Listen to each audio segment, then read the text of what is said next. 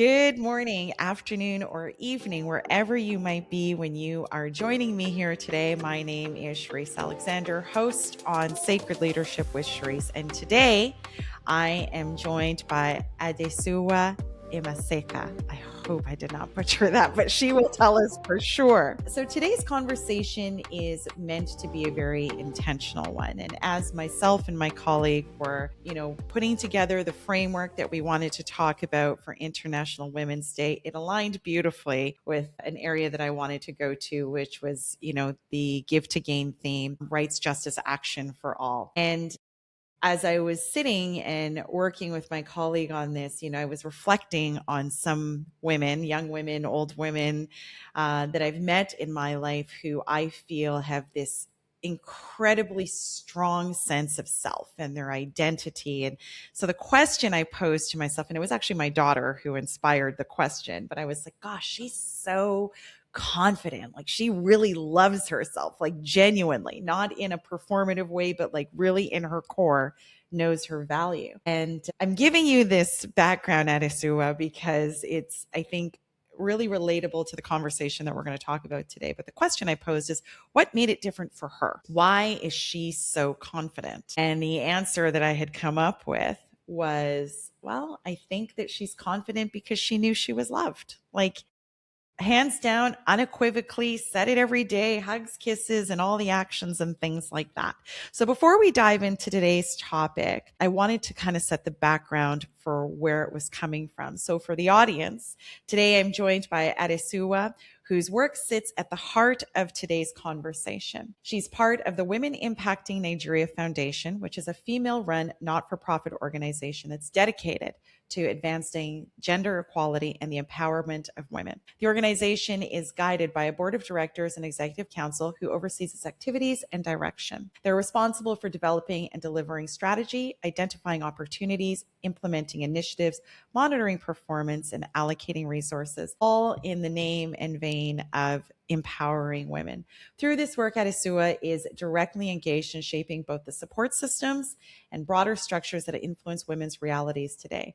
So Adesuwa, thank you so much for joining me today to have what I consider to be an extremely important conversation, not only just in the context of International Women's Day, International Women's Equality, and empowering women in the workplace, at home, in communities, and what that really looks like. So where I want to start is, of course, turning it over to you and giving you an opportunity first to share a little bit about your journey and what you got you really involved in this work that you do. Oh, thank you so much for that, Sherisse. As you rightly said, my name's Adesuwa Imasekha. I'm the founder, actually, of Women Impacting Nigeria. And it's something when I started when I was 21. So I'm a development economist by training. So I study like socioeconomic development, micro economics. And Nigeria was actually my thesis or my topic. At the time, I was kind of comparing traditional rotation and savings credit and schemes versus like microfinance institutions. So basically banking for the poor. And my work led me to move back to Nigeria. And when I came here, it's like 17 years ago, I was very shocked, actually. I was very, very shocked. And I was like, I had some personal experiences that I thought that, I have to do something about this. So I started a grassroots humanitarian organization focused on women economic empowerment, gender equality, and just closing the very, very wide gender gaps that existed. Things are a bit better now. We've seen a bit of traction. But yeah, 17 years ago, things were definitely a lot different than they are today. And I'm sure 17 years before that, things were very, very different. So I think, so basically like my studies and then just having a passion for humanity and, ensuring that these gender gaps and gender equity exists. Thank you for that. So you said you were shocked. Now, is it obvious why you were shocked, or was it like, and I often try to ground this specifically for my daughter because, I'm Canadian, and I often say to her, the experience that you get to enjoy is unique to a very small section of the globe, that this experience that you have of, being free and doing all the things, right? And that it's not like that. So for you, when you came back 17 years ago, you were saying that it was shocking. Is it as obvious as I think it is, or? Shocking on many fronts. So in the development space, the poverty levels that existed. Walking into a meeting and being the only female in a room full of like 60 people. I was in finance and I was in the energy space. So these are typically fields that you wouldn't see a lot of men in, but I didn't think, I'd be the only one there, or like, there'd just be a handful of us. So that's So what I mean by like, shocking in the sense that you expected to be a minority, but not the only one. yeah, not the only one. Yeah. I was expecting, yeah, just a few more. And then obviously, like when we were doing like our development programs, just the level of devastation that was in some communities was like very shocking to me, because I didn't realize the extent at which the poverty, really existed. Because when you study something, it's theoretical, right? And then you come and see it for yourself. And not all of it's bad, by the way. But there were like a lot of lessons learned, but some of it is just quite like visibly kind of shocking. And yeah, it was just something that I wasn't used to, or I was really expecting that level. So that's what I mean by shocking. Yeah, I understand now. Now you were in the trenches, so you were I was in getting the to trenches, yeah. yeah, you're getting to see it up close and personal. So I opened this conversation today talking about a belief that I think that we see kind of at play now. For the work that you do, it is probably more polarizing, or can be very polarizing. But I think that I was thinking about it from the context of just the everyday things that I see, you know, in life, in work, in out on the street, at the shopping, talking to my friends, whatever the case may be. And I started this off by talking about why what makes my daughter so confident that she can stand 10 toes for herself versus some of us, myself included, who maybe struggle with having that. And I likened it to coming back to this foundation of what allowed her to grow into this. So what do you think every girl needs to be able to grow into this strong sense of self with dignity and confidence? Yeah, most definitely. I think you hit, you got it perfectly right when you said she was surrounded by love, right? And that's the foundation of confidence, right? It's not just love, it's unconditional love, and it's consistent love, right? When you feel valued, you feel like, okay, I can make mistakes, or and mom's going to be there, or dad's going to be there, or nobody's going to judge me, or I can try new things, and it gives you that extra level of confidence, which I think is super super important. And then reassurance, affirmations, yeah, just being valued and knowing that you're valued, right? And knowing that you're not ignored, you have that emotional like safety. Because a lot of times people talk about physical safety, but the emotional safety is actually what breeds confidence. You know that you can Absolutely. express yourself without judgment. You know that your parents are going to be there, your community are going to be there, your friends are going to be there. So I think for a child, particularly like growing up in a household where you're loved, you can always tell. You can always tell. And from the work that we've done, we can see where there are issues in the household, or the issues with upbringing. You can tell the Yeah. confident ones, even if they've had hardship, so far as they were loved, they were confident. Yeah. So I think it's really important. I think love is the overall, yeah, difference there. Unconditional love.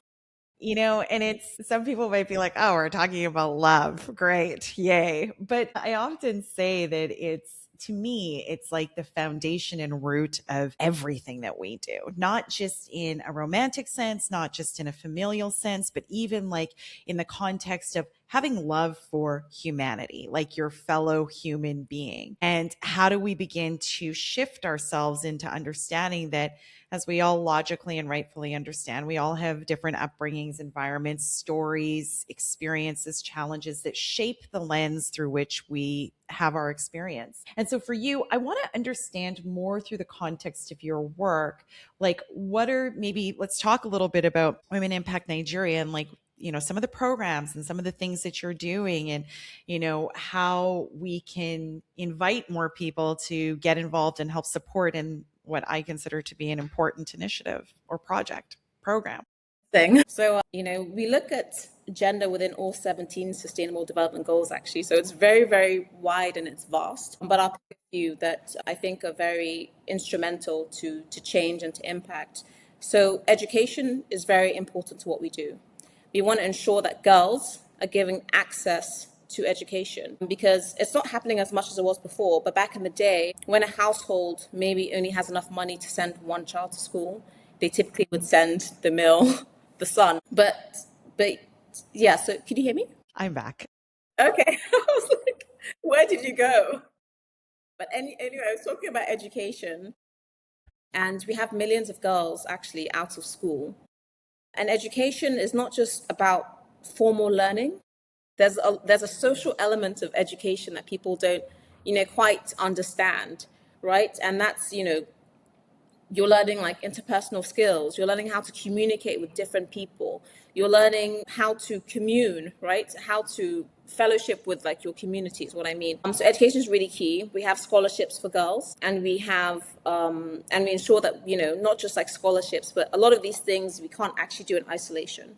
So when we send a child to school, we ensure that her parents, do you know what I mean? We actually make it like a generational thing.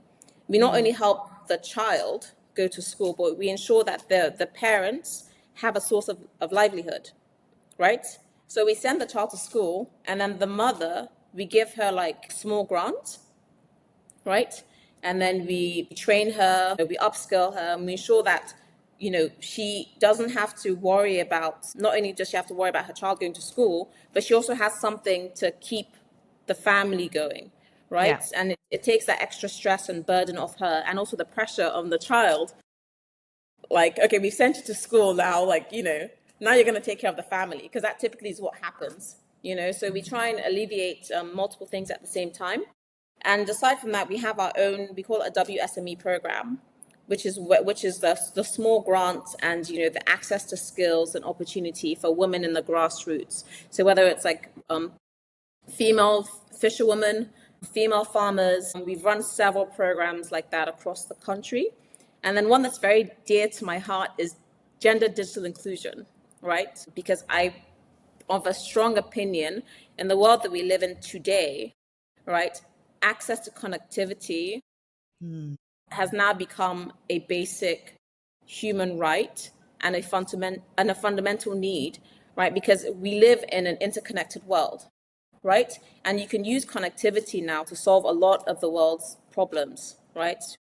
If people have phones, right, but they don't have education. They Yeah. have phones, but they have healthcare. So how do we ensure that people have access, right, to connect? Whether it's providing them with like data, whether it's providing them with affordable phones, laptops, whether it's teaching them how to put their business online. And we want to ensure that girls are not left out, and there is actually access to connect, right? And they have access to data, and they can do all these things through connectivity. So that's very important for us. Obviously, gender-based violence is something that we've done a lot of work on. We did the self-defense program. We've How done did that several, go? but one in particular just went. It just we actually had it recorded, and it just went viral, for lack of a better word, because I think the title read at the time like "Nigeria's Women Fight Back," and and we were like, no, that's not quite the point. So it was supposed to be a fun kind of like a physical self-defense program, but it had elements of like, free legal counsel for those that had experienced gender-based violence, and also like a psychosocial support, right? And we created these like safe spaces where people can speak up, they can, just be themselves, and they can just talk about any issues that they have without feeling like judged, and so on and Yeah. so forth. So the physical elements of the self-defense training was actually something just really fun. Yeah. Obviously, you learned the self-defense techniques that you can use if you were ever, God forbid, in such a situation. But it was more like an icebreaker, because a lot of people they'd never attended a Yeah. physical self-defense training. Yeah. And then they were, just showing so much interest. People wanted to do boxing and kickboxing, and they wanted to do more classes. So it was really fun. And it kind of like let them like just relax a bit, because Yeah. sometimes some of these programs are like so emotionally like overwhelming, Hmm. So it kind of like let them like put their walls down a little bit. And then we had the like sessions afterwards. Yeah. So that was really good. But yeah, like we run so many programs and across different states and different like local governments within the states. It's been an absolute pleasure, actually. It's been such a great learning experience for me and an empowering experience for me. You just talked about gender based violence. And, I think can often be the first thing that people kind of zone in on. But I think that it often begins, that's only one aspect, and it's the most obvious aspect, right? But there's so many different other types of injustices or abuses that happen long before you get there. And I imagine that that's part of the education piece as well, right? Yes.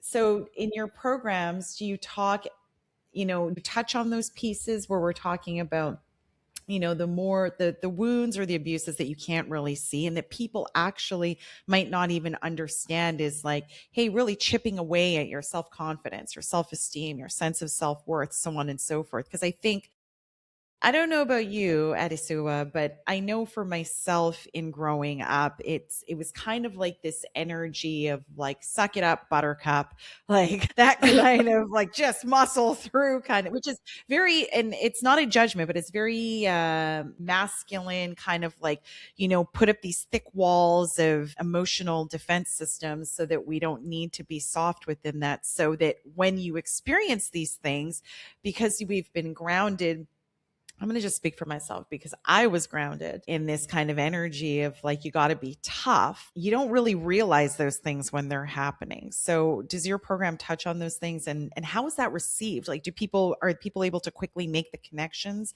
Because let's face it, environmental behavioral patterning and conditioning is deeply entrenched. So it takes a long time to like rewire those ideas and begin to tell yourself a different story. Most definitely. That's something that's, it requires a mindset shift. So you have a lot of cultural and social conditioning. Even if something is apparently wrong, people believe that it's right, Mm-hmm. and they truly believe it's right just because they don't know any better. They Yeah. truly don't understand that it's Why wrong. it's wrong. Like, why is Yeah, it wrong? We've done it like exactly. this forever. What's wrong with it? Exactly. And even when like some women are actually in positions where it's like this is obviously not equal and it's not fair, but they accept it because that's their norm. Right? So Hmm. the burdens that they have to carry has become normalized. Like, you're a woman in Nigeria and these are just the things that come with being a woman in Nigeria. So people don't even challenge that because to challenge something you have to understand that it's wrong. Yes. So that You you can know? stand 10 toes on it, right? Like, why is it Exactly. wrong? Here are the reasons. So we have to like, we're almost like I'm like, we're fighting for your rights, but they don't even understand their rights. Yeah. So we have to take it all the way back and even explain to them that actually no, like this is your right. You know, equal opportunities, it's your right. Access to Well, if equal you think pay. about it, generationally, if you're told for so long that, like, you don't got no rights, you're Yeah, property, or whatever the case may be, which is, let's face it, literally. that's how it Yeah, was. That's a lot to like try and unravel, because even if I'm putting myself there, it's like, okay, well, you say that, but am I? Like, why do I? I mean, my parents told me I don't, my grandparents told me I don't. So now you got to unwind all of this, and geez, connecting those dots. So with it's that, very difficult. Yes. lots of resistance, or just even just trying to understand like the why of what you're saying. But yeah, I think both actually. There's a lot of resistance in understanding the why, and we work with the grassroots, right? So it's like it's just a different. It's a complex. We're always working in complex communities, right? That are very driven by traditions and culture, Yeah, and there's even a resistance sometimes from the community because they don't necessarily want this empowerment. They want the people to be in that because it works for them, right? It's for also sure. not because it's bad per se, but like I keep on going to this I keep on going back to the point of if people don't understand and they don't know that it's wrong and they don't understand why it's wrong, that's the basis of everything, the men included. And so we have to educate not only the women, we have to educate the men and the entire community. So we I'm always so glad you involve. went there.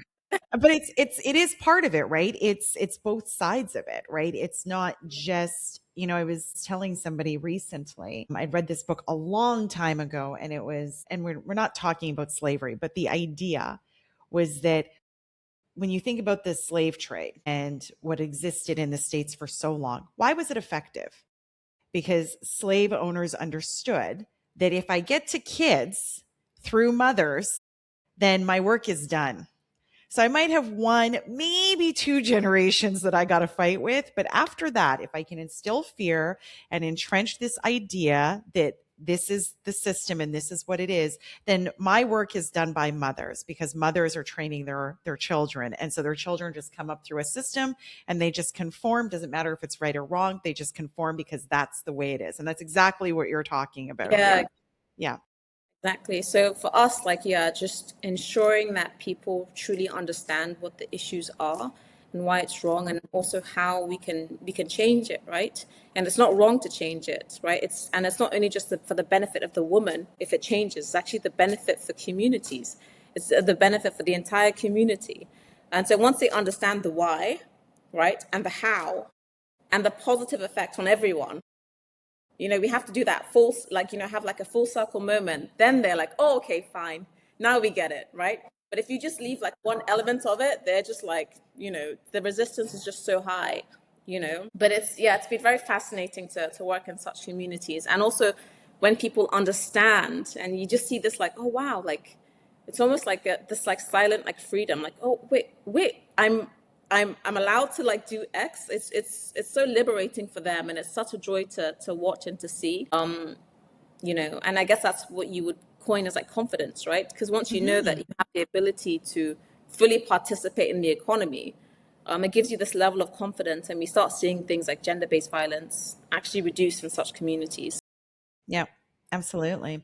Something that occurs to me as I'm thinking about it, because, in my experience, I deal with I would say a wide demographic of age range of women, everywhere from, my daughter and my nieces who are young. My daughter's 21 and I've got a niece who's 11, 10, all the way up to like, my mother and so on and so forth. And so I always love to like take a step back and look at how women have evolved, are evolving, and what that confidence level looks like. So I'm wondering for you in your work, I'm sure you have this, but the demographic, I'd be curious to know the generation that you work with the most. Because from what I'm seeing is just in my very, very small sample size, that it seems that the most work around this self-love, self-worth, all of this kind of work is real. And that's not to say younger generations don't have it. That's not at all what I'm saying. I think it's Yeah. just different. That it looks like from about Gen X older. Is that the same? And it might be very different in Nigeria because the environment is very different, but I'd be curious to know if there's a concentration in a particular age demographic.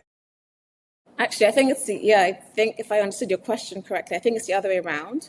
The younger people, because of like globalization, access to information, social media age, they actually stand up for themselves a lot more, Yes, because we they're are saying seeing the it same around. thing. Yeah. Okay, okay, great, great. Because they're seeing it around, and they're watching demonstrations going around the world. They just, information is free, right? So long as you have data. Back in the day, you had to go and read a book. You had to Mhm. physically buy a book and you had to read it.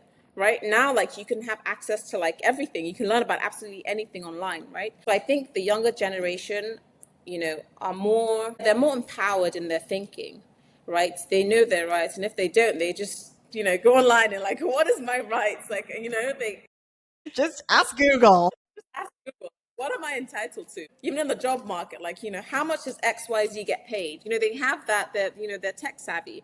Whereas the older generation are closer to how it was back in the day. They're still traditional, where women were like housewives. Women were seen not to work. They were working on the farms, they're working in the households. So to them, it's not even about, and when you explain about self-love and confidence, they don't even see themselves as not being confident. They didn't even understand, like, when you have a conversation with them, they didn't even understand that this, you're not showing yourself love by accepting such things. They can't even wrap their heads around it.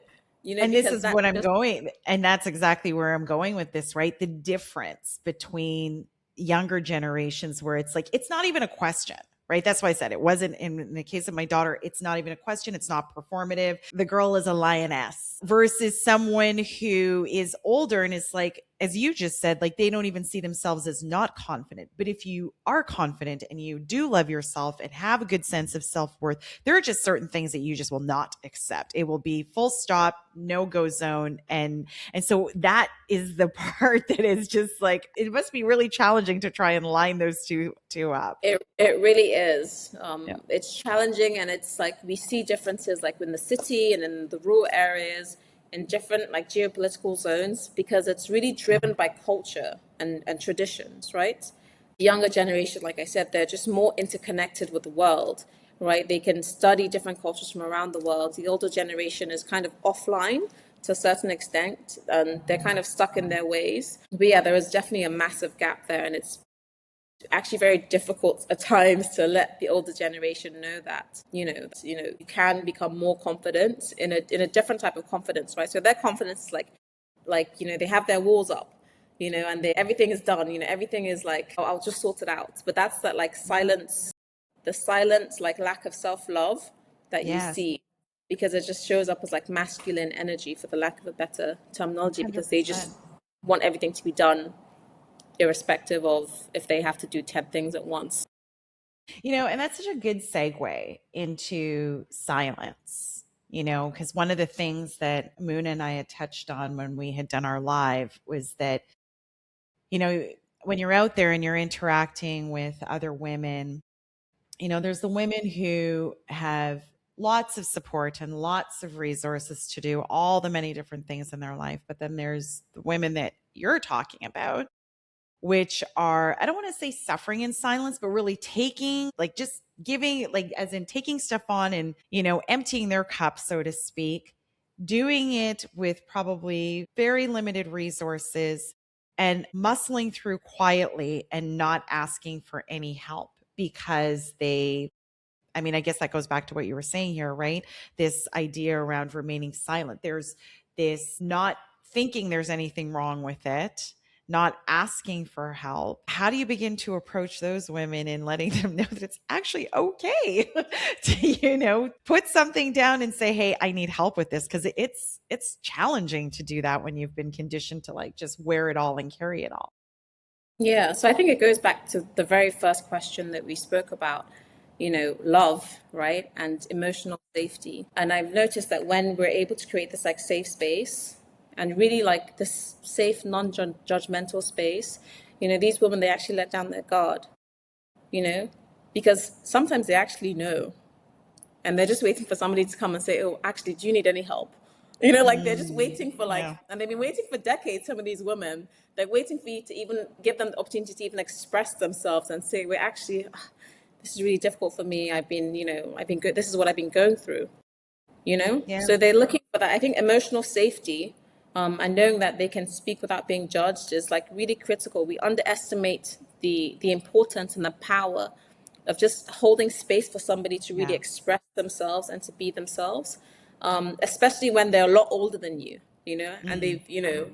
they've seen generations go through. For an older woman to be vulnerable and say, "Well, actually, hold on, I actually do need help. I actually do feel like this sometimes. I actually do need, support." So I think for us, it's just like creating we have these like impact circles where we give opportunities for people just to express themselves. And we have this thing called a rant series. Like you can literally just rant about absolutely anything. It can be like, oh, the bus broke down on the way to work, or just absolutely just freedom to just speak about any topic, because it gives people like when we see with these rant series, like when people like the most random topics, you get people just the most random ones just it's funny how this works, because the most random ones just like peak the most random, like how do I explain this?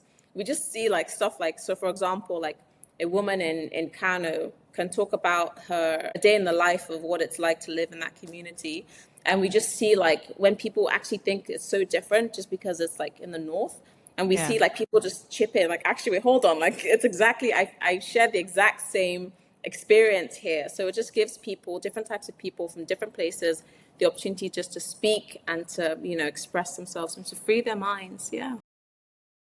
And that's one of the things that I try to invite people into, that space that you're talking about right now, which is ultimately the space that connects every single one of us as human beings, which is, yes, we have different backgrounds and upbringings and environments and so on and so forth. But the example that you just gave about the woman in Kano talking about her experience, and then, let's say it's a forum of some sort, and someone's like, but wait, I live in Lagos and I just had the same thing happen to me today, right? And it just instantly connects you because it says it doesn't matter what part of the country you're in. We can connect on this very shared experience. So I guess the question that I would pose around that is like, what are some of the ways, you're talking about very intentional circles where we can rant and we can take it off and finally put down the mask and just be really open and honest and maybe get some of that support just through somebody holding space and listening, not even fixing. Let me just unload it. How do we begin to like embody more of that in like institutions, organizations, on the street, like actually in day to day living? How do you think we can begin to do that? I think we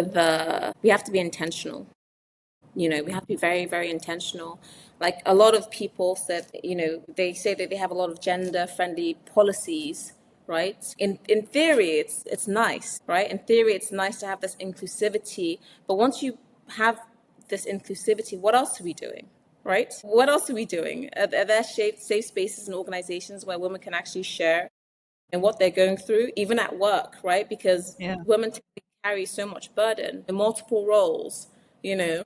So I think it's with intention, right? And Mhm. truly sitting down and understanding what women go through, how that can affect their work, not in a negative way per se, but how, we can use that to increase like productivity. We can use that to address many other things. So I think it starts with like being intention.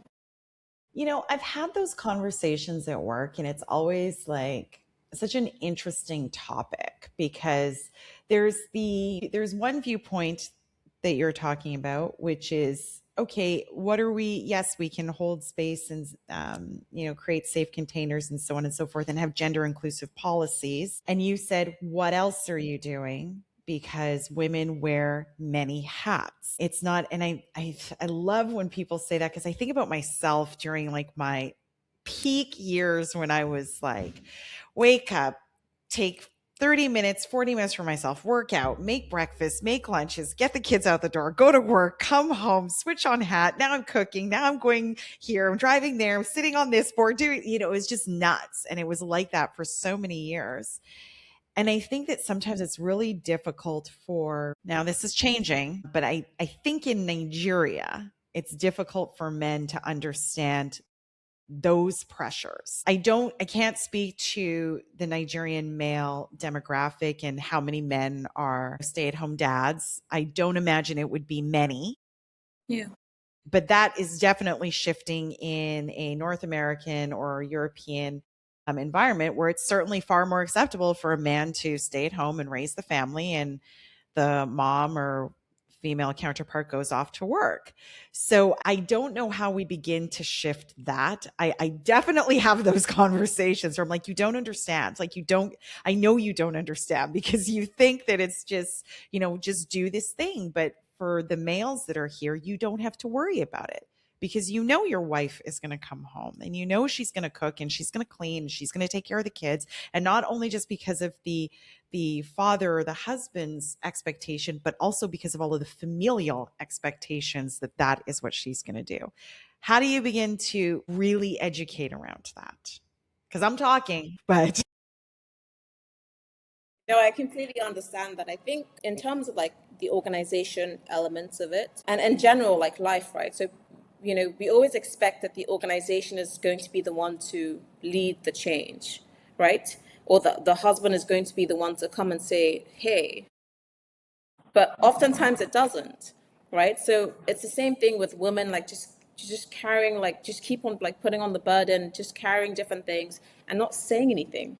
Mhm. An organization truly might want to help, in certain areas, but they might really just not know. Like they truly might not really understand.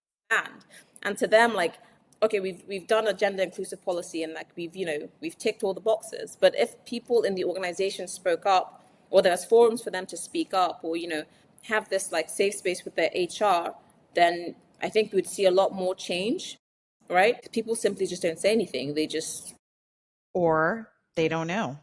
I mean, or let's they, be honest, right? Like let's be really honest, because even if you think about it in the context of something really extreme in a workplace, right? Let's just say harassment. That's yeah, obvious. People can speak on that, right? And they'll either choose to or they won't. But what about the other things that don't allow for those spaces and you just don't know? You don't know because if you've just been in an environment where, as we've been talking about this entire time, that the entire ecosystem supports a specific way of being, then how would you even know whether it's good or bad, empowering or not? You yeah. wouldn't. Yeah, you wouldn't actually. You wouldn't. And we have this like membership based like community where we always like do these like membership drives and make sure that people are part of our community, because even if you don't get like a physical grant, or we always try and advocate for empowerment, different types of empowerment, ensuring that people's minds are expanded, right? And they Mhm. have access to the information to learn a different way, or to unlearn some of the things that they thought were right. So I think, creating like communities where these things are spoken about and joining these communities is very key, right? And then just speaking up, like even trying to understand or challenging what you think is your norm. Like, Mhm. you know what I mean? Like when people are Yeah. born into a household of a certain religion, they're most likely to stay in that religion because they don't challenge it. They're just like, I'm Christian. Okay, why are you Christian? Like why? Like, is it because your parents are? So it's the same thing when you grow up in that like environment or in a household where you believe certain things just because the generation above you does, and you don't challenge it, then it's more likely to continue. So I think the onus is also on the individual to, you're in charge of your life. You need to question, what is your Yeah. why? Like question different things, explore Absolutely. different things, Yeah. self But that goes development. back to what you were saying at the very beginning, right? About education and, coming back to, so if you've watched any of my podcasts, I talk about my kids all the time. Okay, I have one daughter and three sons. nice. And so when you talk about education, one of the things that we would do when we were raising them is we would say exactly what you just said, ask questions. A teacher doesn't have all the answers. I know you think they have all the answers, but they do not. So if Mhm. something doesn't make sense, you have common sense. Ask questions and couch it in a way that, it's really genuine curiosity, because you can ask a question without being disrespectful. Mhm. And so we've always encouraged this idea of exactly what you said, right? Expanding mind, critical thinking, asking questions, trying on different ideas. Because what is true for you today at 15, 20 is not going to be true for you 10, 15 years down the road. It just won't, because you'll have more experiences that will begin to challenge those additional ideologies. And one thing I always say to people, and this is it's in the minutia. I think that that your ideas are being challenged when you are really uncomfortable in a life that used to once be very, very comfortable. And people often get confused by that, like, oh, we're not supposed to have challenges. No, that's not what I'm talking about. You'll know what I'm talking about when you experience it. When something that used to satisfy you and used to be okay and we had no resistance with, now all of a sudden feels like a shirt or a t-shirt that's three times too small. Does that? Yeah. Yeah, definitely. And I think sometimes, part of giving the safe space is giving grace. Yeah. Like I said, some people just don't know any better. So how do you judge somebody that they simply just don't know? You Do you can't. know what I mean? And also that understanding that you also, what you know today or how you behave today might change in the future based on your experience and based on what you would later know or understand. So it's Yeah. that understanding of grace and Yes. understanding that life is fluid. People are fluid. Emotions are fluid. Everything is like fluid, right? Constant motion. Absolutely. And being willing to meet people wherever they are on their journey, right? So even if you're far more open, we'll say, to different ideas, when people ask questions, as you just said, hold space with grace and non judgment, and simply know that, or understand that, everybody's got their own speed on this journey, right? We're all here trying to do the very best we can with what we've Really and got. truly. And sometimes we go back. backwards, and sometimes we fast forward, and sometimes we just pause, right?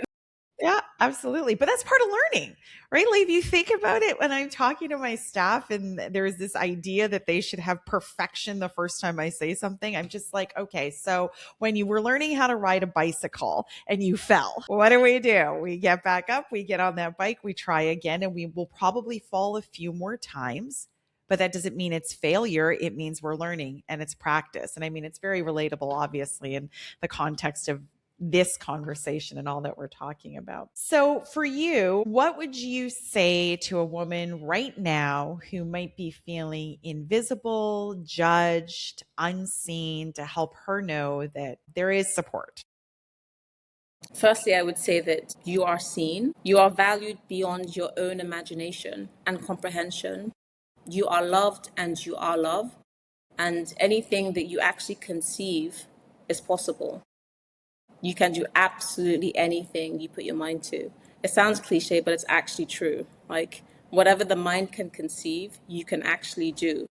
So So true. that's what I say. I say that to people all the time. Like if you, and it's, I think people look at me sometimes and I'm like, well, if that's what you think, then that's what it'll be. So if you think you can't, then you're right. You won't. If you can conceive it or dream it, then it's absolutely a possibility. And I Yeah. think it's important to say there because I think sometimes when we say things like that, the people think that I'm being dismissive. But the truth is I didn't say it was going to be easy. I didn't say that there wouldn't be days that you would just be like, this is not fun or this is challenging or, that you're going to feel like you're doing something wrong. And what I mean when I say wrong, I just mean there's not instant relief and instant aha moments and instant eureka, I'm on it. That it's a process and it's a journey and to have not even just holding space and grace for others, but for yourself. Most importantly, we're often our hardest critics, right? Just knowing that it's all good. There's going to be some missteps, but stick with it. Yeah. So, as the month of March is coming to an end and all things International Women's Day. For you, this year the theme was Give to Gain and Rights, Justice, Action for All Women and Girls. Just in closing, is there anything that you would like to share with the audience in terms of what that phrase Give to Gain really, really means for you and your organization? I mean, for us, because we are focused on women economic empowerment, like, we don't just celebrate like International Women's Day. This Give to Gain isn't just for a day or a month, right? It's the exact reason why we exist, right? And I want to look at it in a different way, and I want to tie it back to what we've learned today. Everything starts with love, right? Love for yourself, love for humanity, love for your work. But if you don't love yourself, it's difficult to love other things and people, Absolutely. right? So when I say, from how I feel about give to gain, is give yourself love so other people can gain love. That's how I would sum it up, and that's the kind of ethos that we pour into the foundations of our of the fam, because you really have to love yourself to go out into these communities and preach confidence and preach love. Like, you have to come from within. Do you know what I mean? That's what I would say. I love that. And how can people get involved? If people want to support, get involved, learn more, how can they connect with you? Amazing. So you can check our website, www.womenimpactingnigeria.org. We're on Instagram, we're on TikTok. You can join as a volunteer. We have mentorship programs. You can join as a mentor. You can join as a mentee. We have an academy, so you can also teach. There's so many things to do. And we really try and make the community as well part of like the solution Yeah. creating process. So like, we don't come and we think, like I said, you know it all just because you studied in this Right. university. No, a lot of these communities actually have the solution. They just Yeah. don't have the means of fixing it. So we Yeah. always try to ensure that the community is part of the work that we do, and are basically almost all the times they're actually the ones creating the solution. We just come and give them support, and help them in areas to fix certain problems. But yeah, like I said, there's so many ways to get involved. You can be a member, a volunteer, you can be a teacher, you can also just be an advocate in your own little way. You can, yeah, join different causes. You can just speak up for yourself and speak up for women. To us, that's the greatest way, you know. Yeah. Yeah, Fixing someone else's crown, as I always put it. exactly, exactly. In little ways and every day as well. It doesn't have to Yes, be in grand moments. It actually starts with the everyday little things, and it starts like in your household, actually. absolutely.